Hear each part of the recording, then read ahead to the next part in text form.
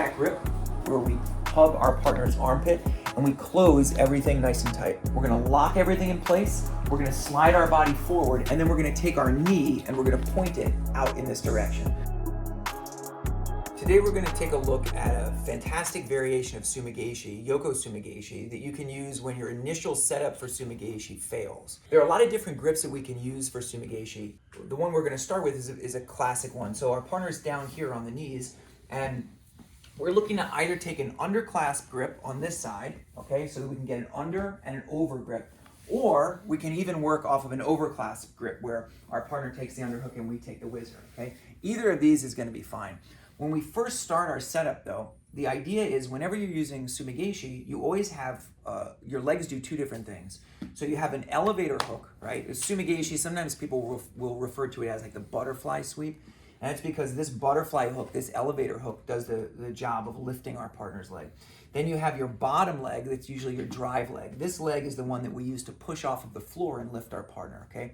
So whenever you're here and you're starting your work for Sumi Gaeshi, this leg has to be able to move a little bit, all right? When we rock our partner back, I've got to be able to lift with this leg to start to get his body tilting, right? And I want to be able to make sure that I'm hooked inside with a sticky hook. Now, your partner often knows this. And as a result, sometimes what you'll find is as you go to get your grips, your partner will hug this leg and start to look to keep it tight. That means that when you go to lift, it's often very difficult because they're so connected to you. They've got their weight down here on their hips, and you're trying to lift and turn and put your shoulder on the floor, and you're doing kind of a good job, but if you tilt too far, now your knee is on the inside, your partner ends up smashing your knee. So what do we do when we find our partner hugging this? Well, if you look at what's happening, this actually looks a lot like a single leg from the standing position. If I stand up here, you'll notice that if he were to take a grip here, his arms are in the same position. So we have a very nice counter using Sumi Gaeshi from the feet that we can use down here on the ground. He's going to take this grip, and instead of focusing on sweeping our partner out to our left side, we're going to sweep them out to the right side. Our left hand is going to come through, and it's going to confirm the grip on our partner's wrist here. So he has his, just sit back for a second, he's got his arm laced through. We're going to take our hand, and we're just going to hold our partner's wrist just like this. We don't want them to take it out once we're committing to this grip, to the sweep. Then we're going to take our second hand here and we're going to take an overback grip where we hug our partner's armpit and we close everything nice and tight. So now our partner is locked to us. That's very important because when we go to sweep our partner out in this direction, the last thing that we want is separation. If I rock back to try to sweep him and I pull and there's a lot of separation, it's going to be very, very difficult to take a strong resisting partner over. So instead, we're going to lock everything in place. We're going to slide our body forward, and then we're going to take our knee and we're going to point it out in this direction. As I bring my knee through this space, now I've got a very strong hook on his far leg.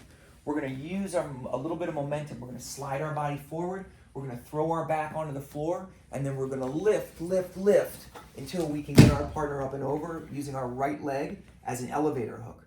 When you land, you're still going to be controlling your partner's wrist. That's fine. Take your leg out, and then you're going to scissor your legs. You have a few different good options from here. One of the best is for you to scissor your leg, drive your partner's arm up top, and now from here you can establish a strong chest-to-chest position with your partner's arm well trapped on this side.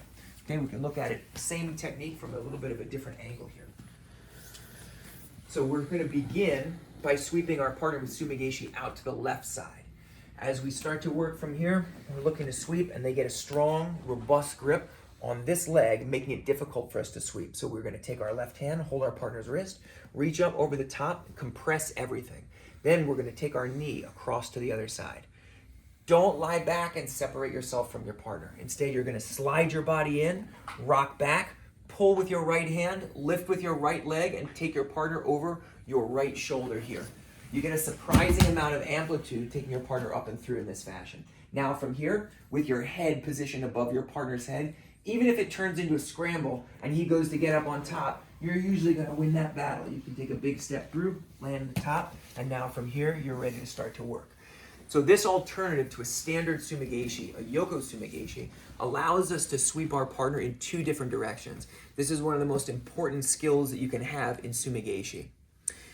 We have a host of links for you down below. We have a video on Sumi Gaeshi coming out soon with BJJ Fanatics. So once that's there, there'll be a link down below. If you have questions or comments, please put them down there as well. And thank you so much for watching.